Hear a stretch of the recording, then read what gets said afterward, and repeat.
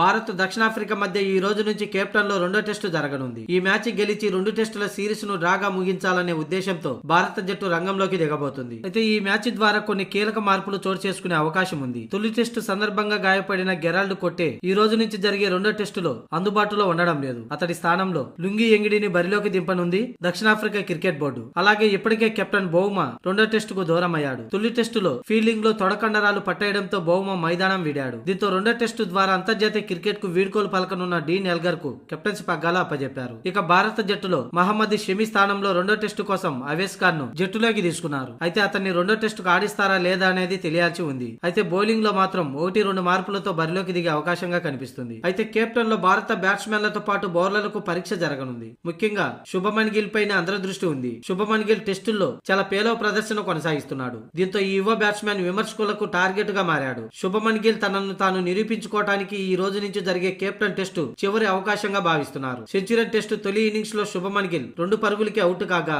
రెండో ఇన్నింగ్స్ లో 26 పరుగులే చేసి పెవిలియన్ చేరాడు. దీంతో చివరి టెస్టులో శుభమన్ గిల్ తనను తాను నిరూపించుకోవాల్సిన అవసరం ఉంది. లేదంటే తర్వాత ఈ యువ ఆటగాడి టెస్ట్ కెరియర్ ప్రమాదంలో పడే అవకాశం ఉంది. ఇదే విషయాన్ని క్రికెట్ మాజీలు సైతం హెచ్చరికలు జారీ చేస్తున్నారు. ఇకపోతే వన్డే T20 ఫార్మాట్ లో శుభమన్ గిల్ ప్రదర్శన పటిష్టంగా ఉంది. అయితే టెస్టుల్లో మాత్రం నిరాశపరుస్తున్నాడు శుభమన్ గిల్. శుభమన్ గిల్ 44 వన్డే మ్యాచ్ లో 61.38 సగటుతో 2271 పరుగులు చేశాడు. అలాగే T20 ఫార్మాట్ లో శుభమన్ గిల్ 13 మ్యాచ్ల్లో 145.12 స్ట్రైక్ రేట్ తో 26 సగటుతో 312 పరుగులు చేశాడు. కానీ టెస్టు ఫార్మాట్ లో మాత్రం ఆశించిన స్థాయిలో ప్రదర్శన కనబరచడం లేదు. శుభమన్ గిల్ 19 టెస్టు మ్యాచ్ల్లో 31.6 సగటుతో 994 పరుగులు చేశాడు. మరి ఈ రోజు నుంచి జరగబోయే రెండో టెస్టులో శుభమన్ గిల్ కి ఇది అగ్ని పరీక్ష లాంటిదే. అంతేకాదు యశస్వి జైస్వాల్, రోహిత్ శర్మ, శ్రేయస్ అయ్యర్ కూడా ఈ మ్యాచ్ లో రాణించాల్సిన అవసరం ఎంతైనా ఉంది. ప్రస్తుతానికైతే బ్యాటింగ్ ఆర్డర్ లో విరాట్ కోహ్లీ, కేఎల్ రాహుల్ మాత్రమే ఫామ్ లో ఉన్నారు. మిగతా వారు కూడా రెండో టెస్టులో గెలిపే ధ్యేయంగా బరిలోకి దిగాల్సిందే. లేదంటే WTC ఫైనల్ చేరుకోవటం